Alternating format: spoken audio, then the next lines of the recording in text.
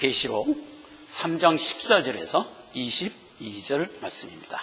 라오디게아 교회의 사자에게 편지하기를 아멘이시오 충성되고 참된 증인이시오 하나님의 창조의 근본이신 이가 가라사대 내가 네 행위를 아노니 내가 차지도 아니하고 더럽지도 아니하도다. 내가 차든지 더럽든지 하기를 원하노라. 내가 이같이 미지근하여 더럽지도 아니하고 차지도 아니하니 내 입에서 너를 토하여 내치리라. 내가 말하기를 나는 부자라 부여하여 부족한 것이 없다 하나 내 곤고한 것과 가련한 것과 가난한 것과 눈먼 것과 벌거벗은 것을 알지 못하도다. 18절 내가 너를 권하노니 내게서 풀로 연단한 금을 사서 부여하게 하고 흰옷을 사서 입어 벌거벗은 수치를 보이지 않게 하고 안약을 사서 눈에 발라 보게 하라. 물은 내가 사랑하는 자를 책망하며 징계하노니 그러므로 네가 열심을 내라 회개하라. 볼지어다 내가 문 밖에 서서 기다리노니 누구든지 내 음성을 듣고 문을 열면 내가 그에게서 들어가 그로 더불어 먹고 그는 나로 더불어 먹으리라. 이기는 그에게는 내가 내 보좌에 앉게 하여 주시기를 내가 이기고 아버지 보좌에 함께 앉은 것과 같이 하리라. 귀 있는 자는 성령이 교회들에게 하시는 말씀을 들을지어다.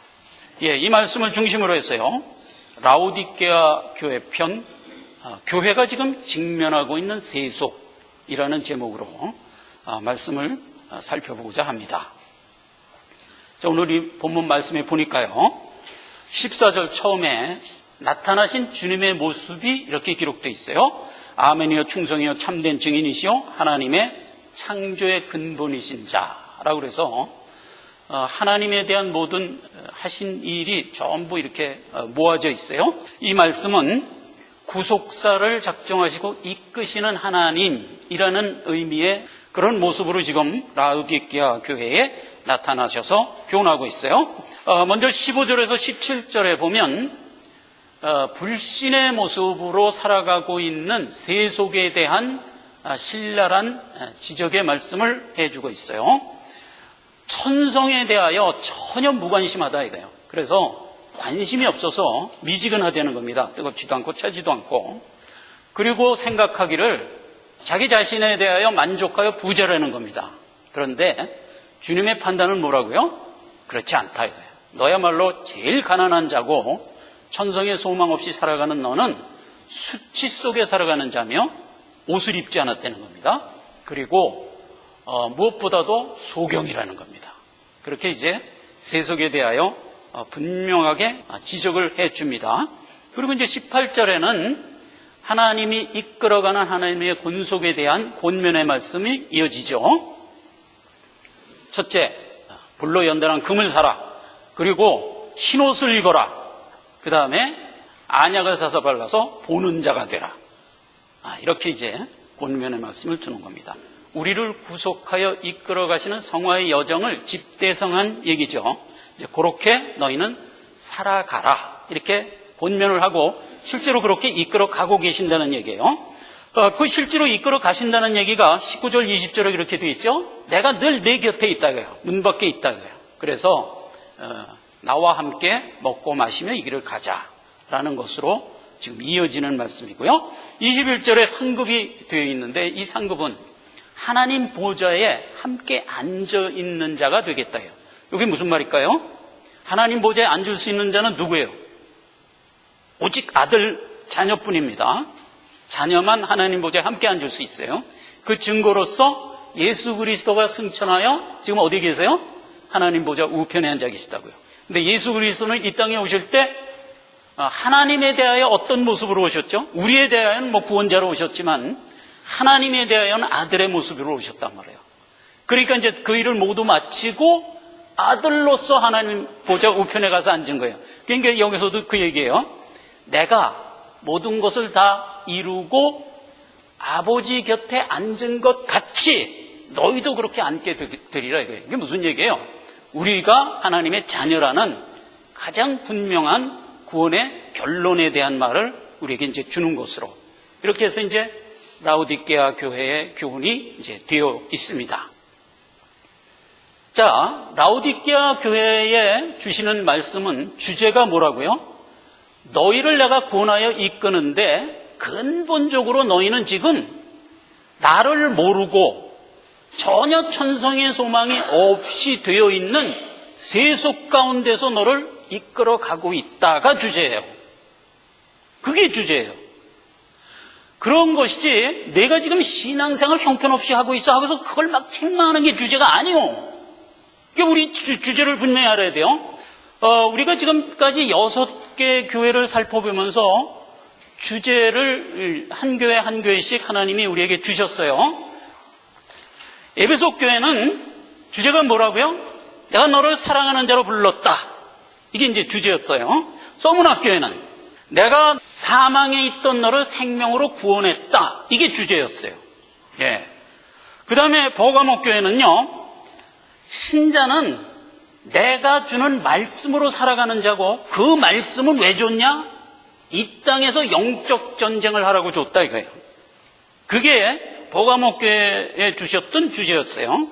그 다음에 이제 두아디라 교회는요, 사단의 깊은 곳을 내가 신앙생활 가운데 늘 보면서 내가 할 일은 뭐다? 머리를 붙드는 것이다 이거예요. 그리스도, 오직 너의 구원자인 머리를 붙드는 것이다. 이게 이제 주제였고요. 그 다음에 이제 사대교회입니다. 이 사대교회가 아주 굉장히 중요한 거예요. 이거를 우리가 목매가는도 잊지 말아야 돼요. 왜냐하면 우리가 현대를 살아가면서 마치 사대교회와 같은 모습으로 지금 있기 때문에 더 그래요. 사대교회는 주제가 뭐냐면 생명의 근원은 하나님이다 이거예요. 생명의 근원은 하나님이다. 그게 이제 주제인데, 생명의 근원이 하나님이라는 것은 너희가 산자라는 얘기입니다.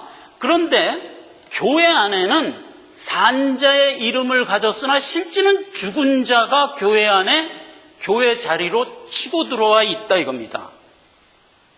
그러한 가운데 내가 지금 교회 속에 있으니까 여기서 혼돈하지 말라 이거예요. 지금 세상은 인본주의 교육을 가지고 교회라는 이름으로 교회 자리에 서 있는 교회가 기독교계의 과반을 차지합니다. 그렇게 많은 교회가 인본주의 교훈을 교회의 교훈으로 가지고 있어요. 이건 죽은 교훈이에요. 교회는 마땅히 천성의 소망, 즉 생명을 받은 자로서 우리의 교훈은 생명이거든요. 근데 교회가 그 생명적 영적 교훈을 버리고 인본주의 교육을 자기 교훈으로 끌고 들어왔단 말이에요. 그래서 사람들에게는 언제든지 유혹적으로 들려요. 착한 사람 되라. 훌륭한 인성 갖고 살아가는 자가 되라. 이렇게 얘기하는 것에 우리가 이의를 달 수가 없죠. 아니 착한 사람 되려는데 그거 이의할 수가 없잖아요. 그래서 자꾸 속는 거예요 우리가. 근본을 생각하라 이거예요. 믿는 믿음의 근본은 생명을 향하여 나가는 행보다 이거예요. 그게 아니면 다 죽은 교훈이다 이거예요. 유감스럽게도 교계에는 과반이 이 인본주의 교육으로 지금 서 있어요. 그걸 분별을 하라는 겁니다. 이 사대교회가 굉장히 중요한 거예요. 이 사대교회는요, 오늘날 자유주의 신학, 인본주의 신학으로 교리를 가지고 서 있는 모든 교회가 죽은 교회예요. 그걸 이제 우리 보고 직시하라는 겁니다. 그리고 이제 빌라델비아 교회로 와서 칭찬을 하죠. 그러한 가운데 너희가 복음의 문을 통하여 구원받은 자들이기 때문에 그 복음의 문을 세상에 가지고 나가서 선교하는 자로 살아라. 이렇게 이제 교훈한 게 빌라델비아 교회고요. 1800년도 후반서부터 1900년도 초까지 전 세계 기독교 나라에서는요, 이 선교의 열정을 가지고 막 나갔던 역사적 시대를 우리가 이제 보게 되죠. 그래서 영국 같으면 1800년 말에서 1900년 초까지 요한 웨슬레라든가 조지 휘필트라든가 이런 훌륭한 인물들이 선교의 열매를 거뒀고요. 미국에서도요, 1800년, 1900년 초까지 여러분 다 들으면 아실 만한 에드워드 조나단, 메이첸, 무디, 최근에 빌리 그레함 이런 사람들이 막 선교를 해서 엄청난 선교의 열매를 거뒀던 그런 역사적인 사실을 이제 우리가 뭐 최근에 다 보면서 여기까지 왔잖아요. 이게 빌라델비아 교회의 모습이라고요. 우리나라도 마찬가지예요. 1900년도에 길선주 목사라는 훌륭한 목사님이 이제 그 부흥을 이끌었어요. 그래서 그 당시에 모든 교회가 함께 부흥에 힘을 써가지고 우리나라가 1970년까지 장족의 부흥을 하죠. 이제 그런 시대적 빌라델비아 교회들이 있었어요. 선교를 해라 이거야. 너희가 선교의 문으로 들어왔으니까 너희도 그 문을 가지고 세상에 나가서 그 문을 여는 자가 되라. 이렇게 해서 이제 다윗의 열쇠편이 주제였었다고요. 그리고 이제 오늘 라오디게아 교회 편으로 왔는데, 이 라오디게아 교회는요, 모든 6개 교회에 주신 교훈을 총정리하면서 하나의 결론을 내리고 있는 교회다 이겁니다. 뭐냐? 너희가 근본적으로 천성의 소망을 가지고 가는데 어디 있다고요? 세속 안에 있다 이거예요. 그걸 이제 우리 보고 다시 한번 각인시키는 것으로 교훈을 주는 거예요. 그게 이제 라오디게아 교회다 이겁니다. 라오디게아 교회는요, 그 라오디게아라는 의미 자체가 백성을 책망하심 이런 의미예요. 야, 이게 지금 오늘 주신 교훈과 아주 절묘하게 의미가 같은 내용이죠. 그리고 이제 라오디게아가 있던 지역은 다시 한번 우리가 지도를 봅시다. 여기 터키 지방에 맨 처음에 이제 에베소가 있잖아요. 에베소 서머나 이렇게 쭉 해갖고 맨 마지막에 라오디게아 교회가 족이 있었어요. 그러니까 터키 지방의 족 지역에 실제로 있었던 교회고요. 그 라오디게아는요, 금융의 중심지였어요. 그래가지고 아주 부유했던 도시였습니다. 아주 부유했습니다. 그래서 오늘 주신 이 말씀과 내용적으로 지금 부합하고 있어요. 그리고 온천이 흘렀는데 그 라오디게아 근방에 이제 온천수가 막 나와서 그게 온천물이 흘러서 라오디게아를 통과하여 흐르고 있어요. 이제 청계천처럼 그렇게 흘렀는데 그 물이 처음에는 이제 뜨거웠죠. 그런 게 이제 라오디게아 교회를 흘러가는 과정에서 식어가지고 미지근했다고 그래요.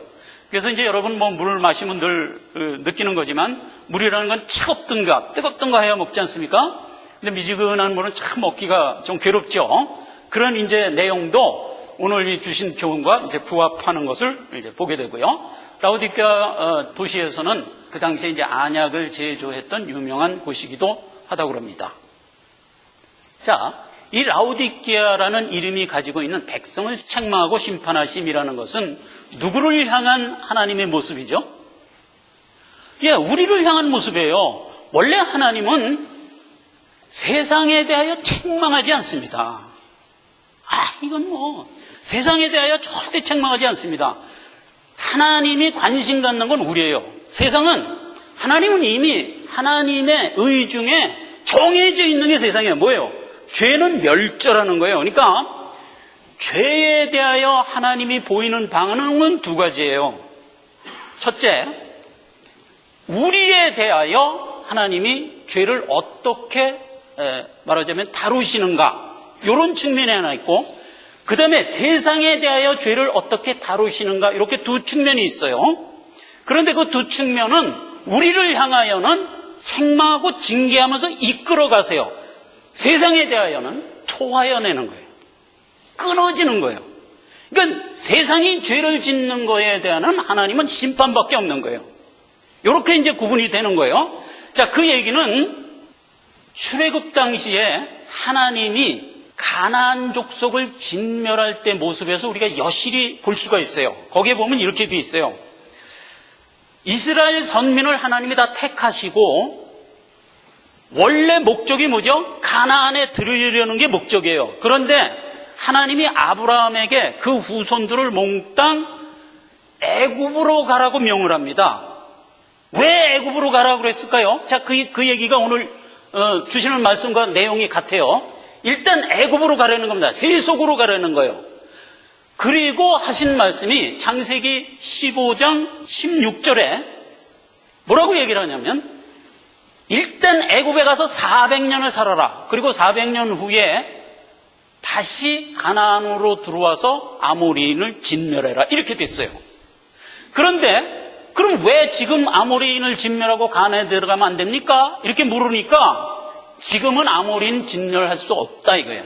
왜 못하냐? 아모리인의 죄악이 아직 관영치 않았기 때문이다 이거예요. 요런 죄악에 대한 하나님의 큰 원칙을 우리가 여기서 발견하게 돼요. 자, 보세요. 지금 하나님이 가나안을 진멸할 거예요. 지금 하나님이 아담의 후예인 모든 죄인을 진멸할 거예요. 분명히 진멸할 거예요. 그런데 지금 안 하세요. 왜 안 하죠? 죄악이 관영할 때까지 기다리는 거예요. 죄악이 꾹 올라가서 이제 더 할 수 없는 수준에까지 가면 그때 진멸할 거예요. 그러면서 믿는 우리를 이 죄악이 관영할 때까지 애굽으로 보내는 거예요. 그게 오늘날 하나님이 우리를 구원해내는 구속사의 설정이세요. 구속사의 설정이세요. 우리를 어디서 키워내냐? 그 진멸해야 할 세속 가운데서 우리를 키워내요. 그러면서 세속은 지금 계속 죄악이 관영해 가고 있어요. 죄악이 다 관영해 가면 그때 세속은 진멸하고 우리를 건져서 하나님 나라로 이끄는 것으로 구속사는 끝낼 거예요. 그 그림을 언제 보여줬다? 출애굽 때 이스라엘 백성을 통하여 가나안을 진멸하고 가나안에 입성하는 그 그림에서 보여줬잖아요. 그러니까 어떻게 됐어요? 결국은 400년 동안 애굽에 있다가 결국은 출애굽하여 나와서 아모리인을 몽땅 진멸하죠. 그리고 가나안에 들어가잖아요. 그렇게 돼 있는 게 출애굽 사건이잖아요.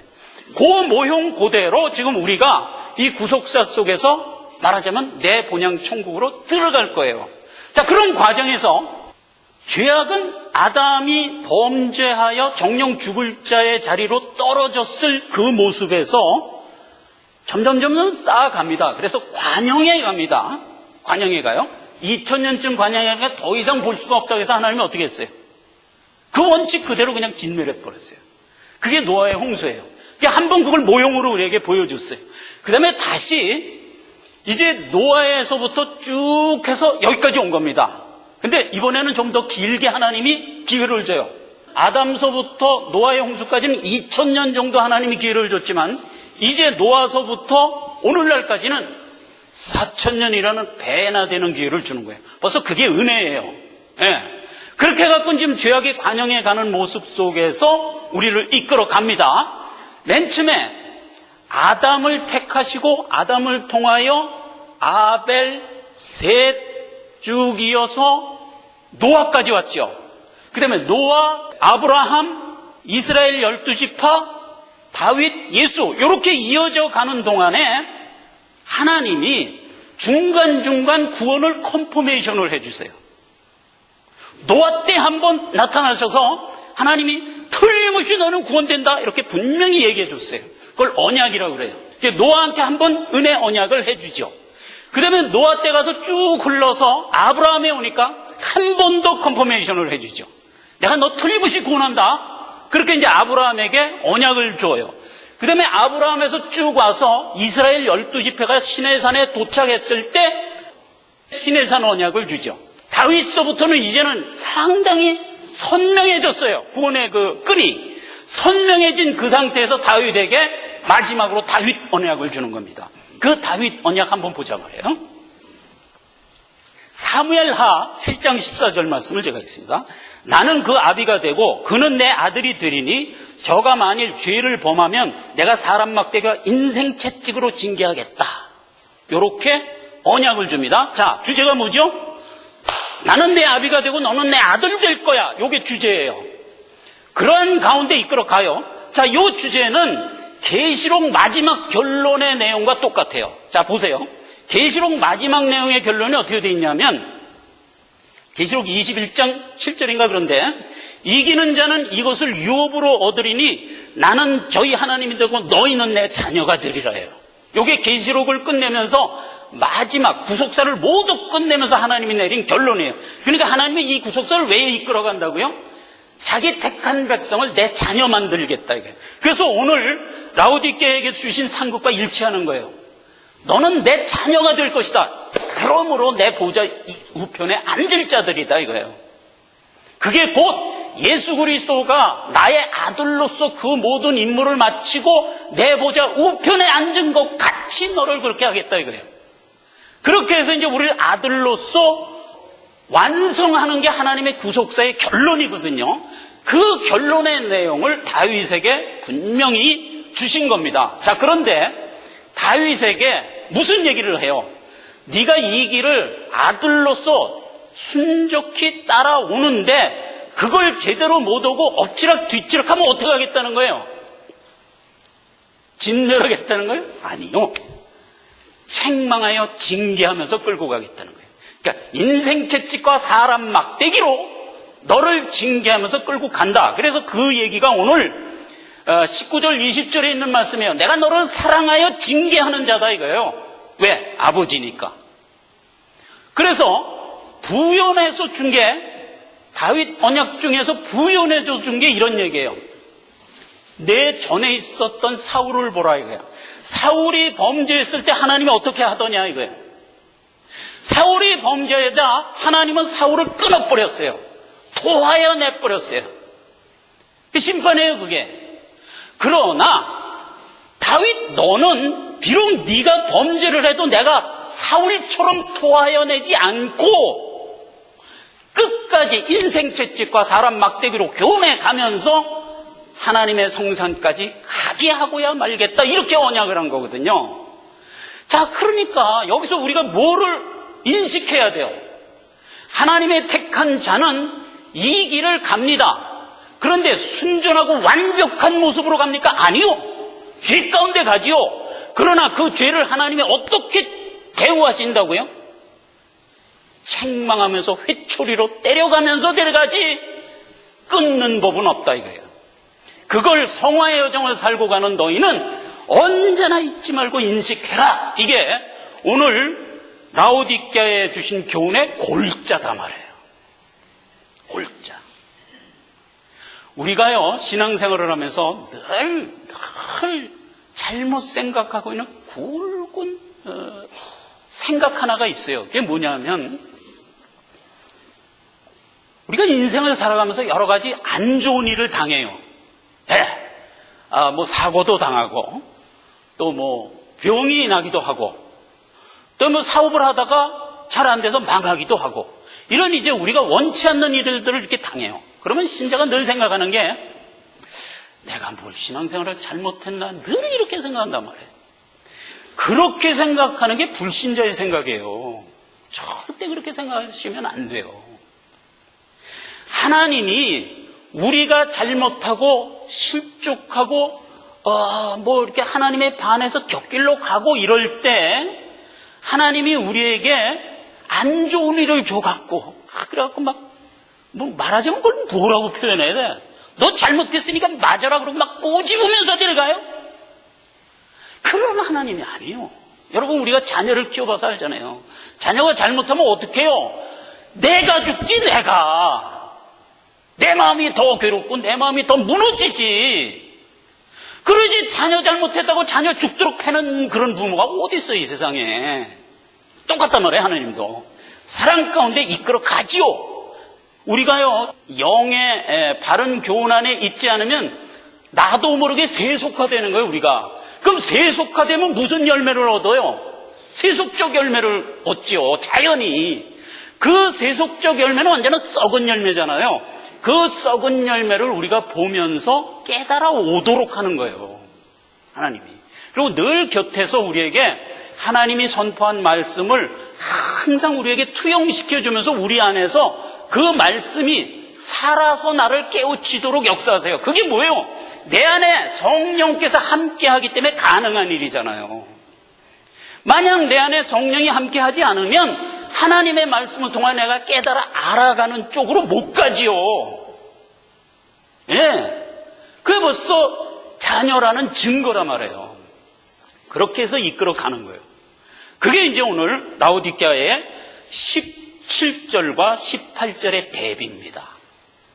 17절에는 불신자의 모습에 대하여 먼저 정리를 하고 그 다음에 하나님이 우리에게 준 18절을 살펴보자 하는 겁니다. 자, 우선 17절의 내용을 다시 한번 읽어보면 내가 말하기를 나는 부자라 부여하여 부족한 것이 없다 하나 내 공고한 것과 가련한 것과 가난한 것과 눈먼 것과 벗은 것을 알지 못하도다 이랬어요. 세 가지로 얘기했어요. 첫째 가난하다, 둘째 벗었다 이거야, 셋째 눈 멀었다 이거야. 요걸 이제 하나하나 보자 말이에요. 베드로서 2장 14절에 보니까 음심이 가득한 눈을 가지고 범죄하기를 쉬지 아니하고 굳세지 못한 영혼들을 유혹하여 탐욕에 연단된 마음을 가진 자들이니 곧 저주의 자식이라 이렇게 되어 있어요. 이게 불신자들이에요. 자, 불신자들은 천성에 대하여 소망이 없어요. 그리고 뭐에 대하여만 소망을 두죠? 세상 것에 대하여만 소망을 둬요. 그러니까 세상 것에 대하여 강한 집착을 보여요. 그 강한 집착을 여기서 탐욕이라고 그러는 거예요. 탐욕.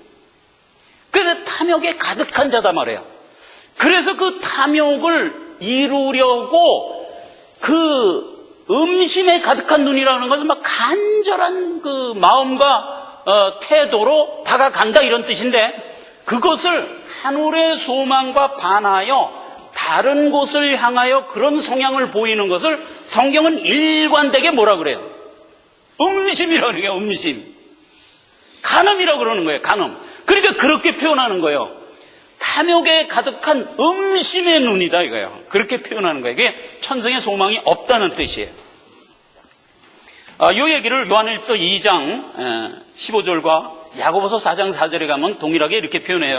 이 세상이나 세상에 있는 것들을 사랑치 말라. 누구든지 세상을 사랑하면 아버지의 사랑이 그 안에 없다. 이렇게 되어 있고요. 세상에 벗된 것이 하나님의 원수임을 알지 못하느냐. 그런즉 누구든지 세상과 벗이 되고자 하는 자는 하나님과 원수가 되고자 하는 것이니라 이랬어요.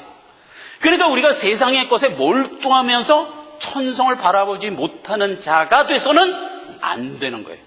그게 바로 세속이에요.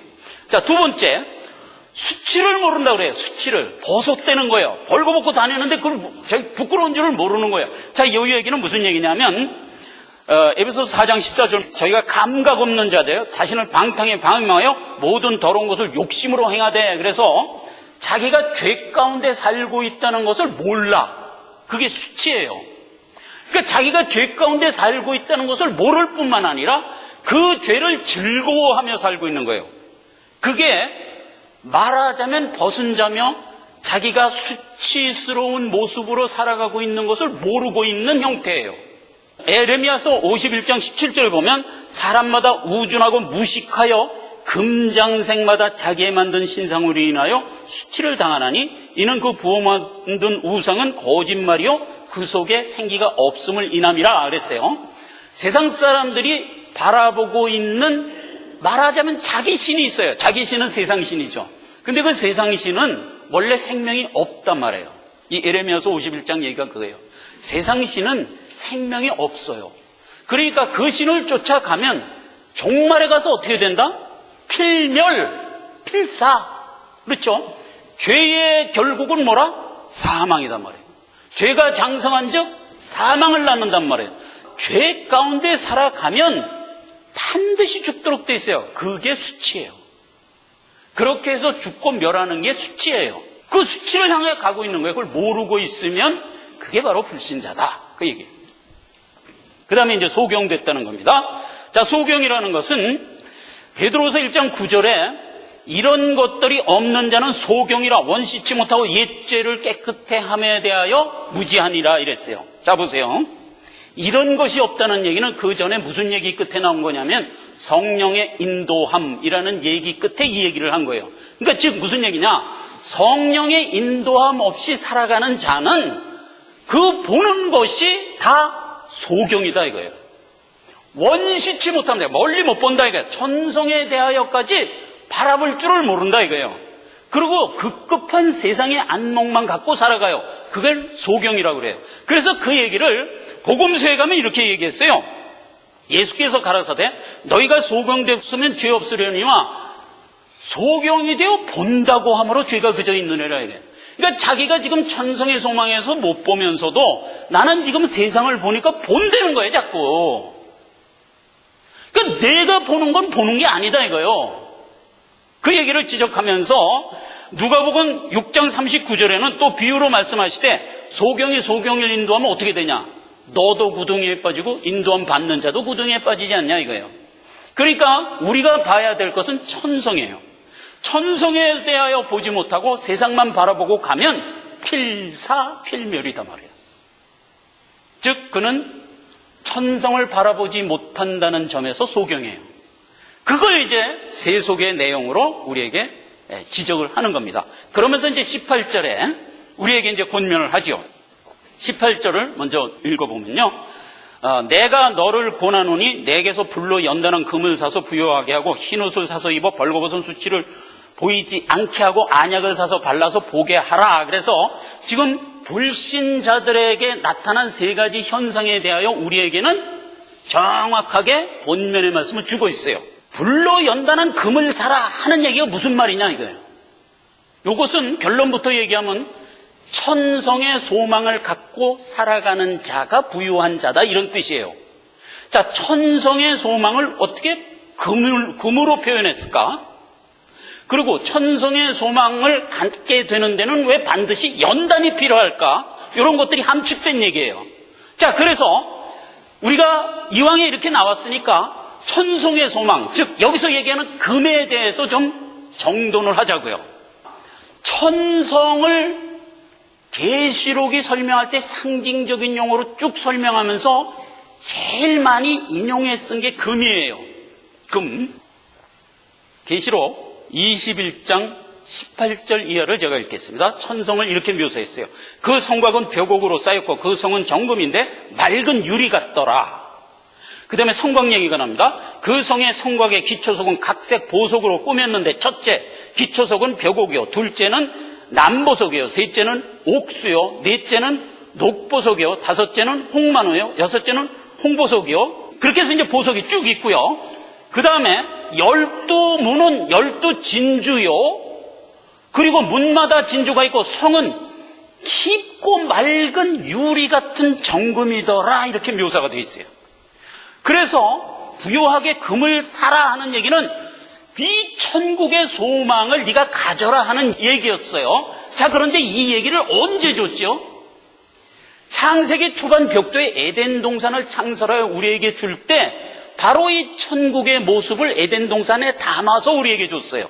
거기에 보면 창세기 2장 11절에 에덴 동산에서 강이 흘러서 네 근원이 돼갖고 흘러나가는 모습을 이렇게 얘기했어요.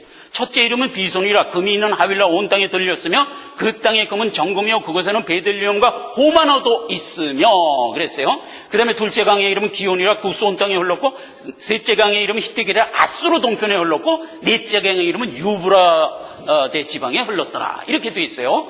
자, 그래서 에덴 동산으로부터 흘러나온 하나님의 생수죠.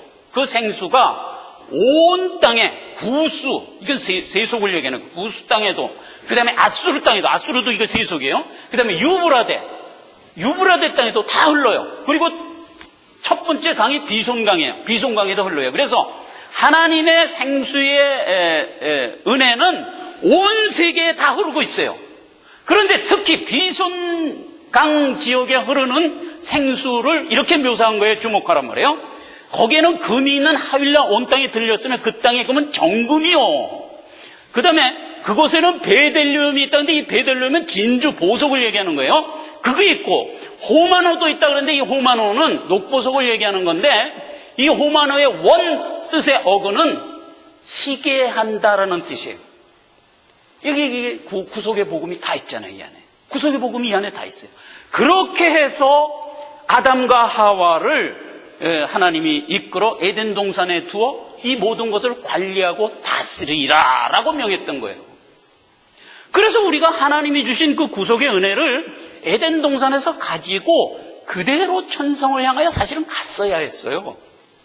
희게 하라라는 이 호마노, 희게 하라고 했던 이 호마노도 거기서 줬다는 얘기는 거기에 이미 대속의 은혜가 함께 했다는 뜻이에요. 대속의 은혜가 함께 했다는 뜻이에요.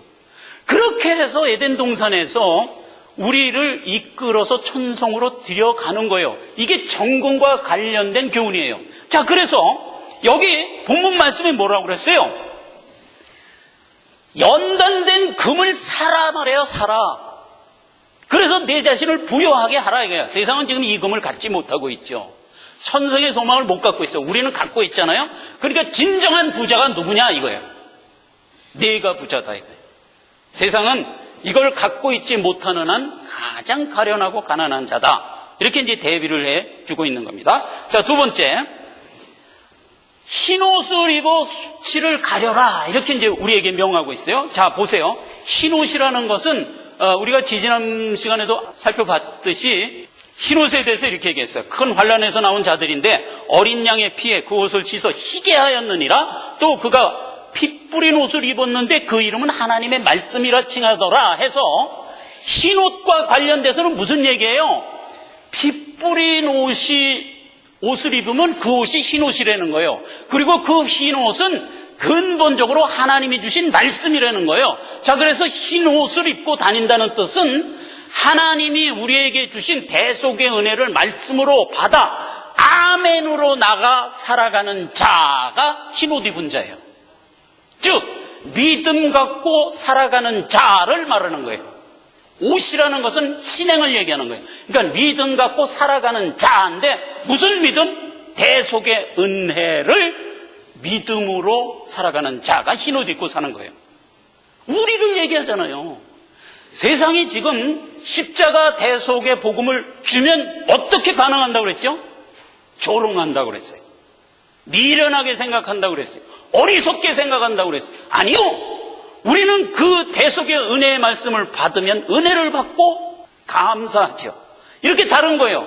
우리는 흰 옷을 입은 자들이에요. 그래서 어떻게 되세요? 결과가 우리의 모든 죄가, 주홍 같은 죄가 희게 됐잖아요. 없어졌잖아요. 즉 죄가 없어졌다는 것은 수치가 사라진 거예요. 수치가. 그렇게 해서 우리는 수치 없이 살아가는 자로 하나님이 불렀다는 거예요.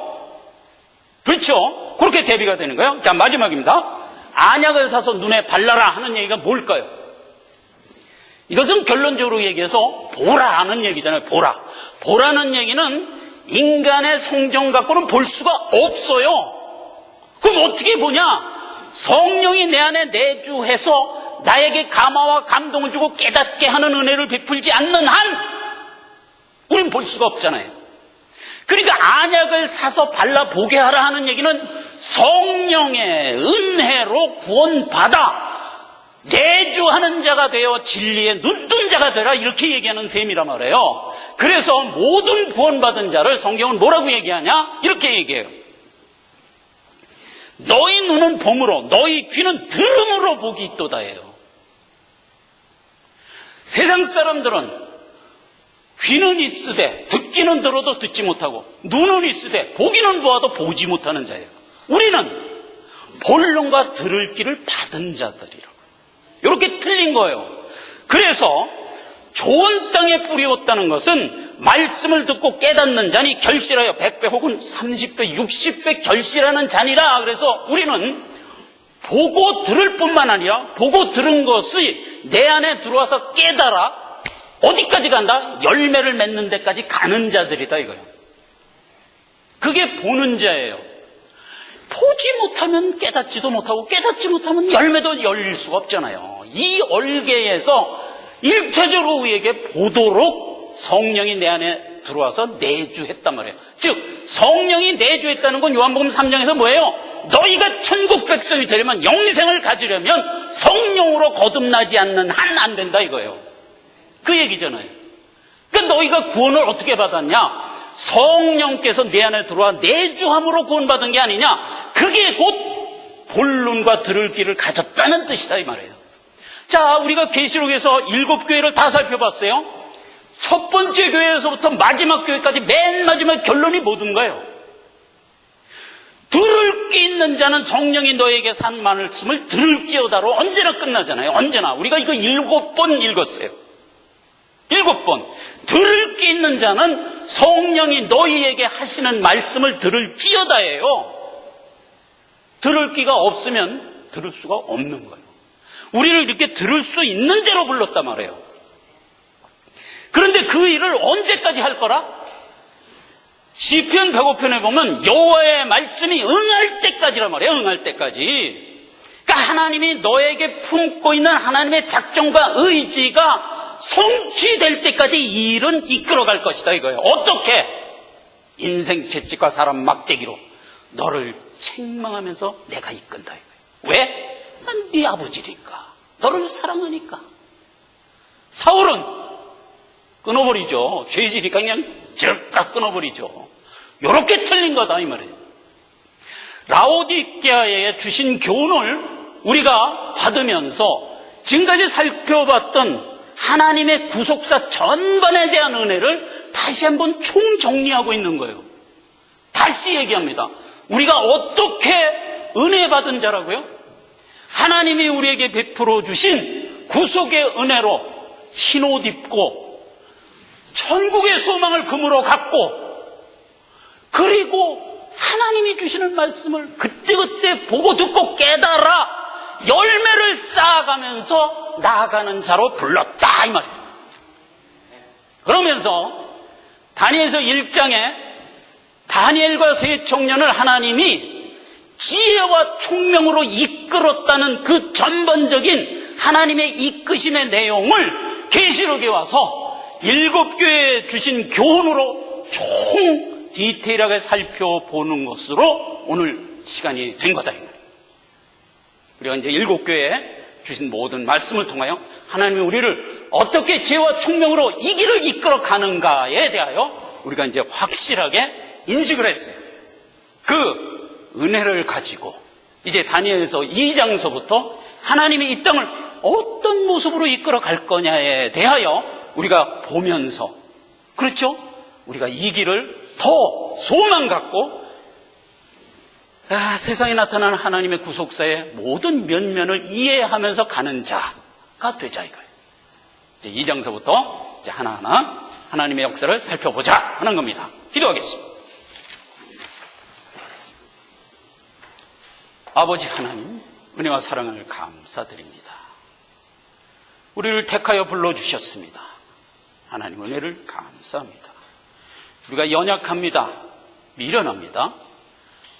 아직 미처 깨닫지 못한 상태에서 이 길을 갑니다. 그러나 하나님 우리를 아들로 택정하여 주셨기 때문에 우리가 하나님의 인도함과 자상한 이끌림을 받으며 이 길을 가고 있습니다. 하나님 그때그때 깨닫게 하시고 또 그때그때 결단과 소망을 해어 나가고자 하는 열심을 주셔서 하나님 이 길을 미싱하지 않고 갈 수 있는 우리 모두가 되게 없어서, 나뿐만이 아니라 나와 함께한 우리 온 가족이 함께 구원을 받아 이 길을 가야 하오니 하나님 역사하옵소서. 내가 너를 구원한 즉 너와 네 집이 구원을 얻으리라 하신 말씀이 나를 통하여 우리 온 가족과 주변 이웃에게 함께 역사되는 은혜가 우리를 통하여 있기를 원합니다. 하나님 은혜를 감사드립니다. 예수님의 이름으로 기도했습니다. 아멘. 자, 다 함께 일어나셔서 찬송가 부르고 예배를 마치겠습니다.